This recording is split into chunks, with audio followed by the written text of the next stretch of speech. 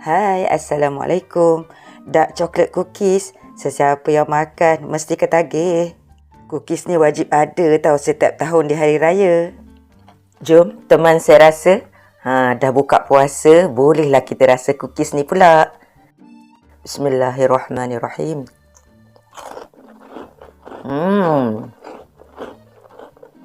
Boleh dengar sendiri kan, rangup betul. Rasanya sedap. Nak buat je pun senang sangat.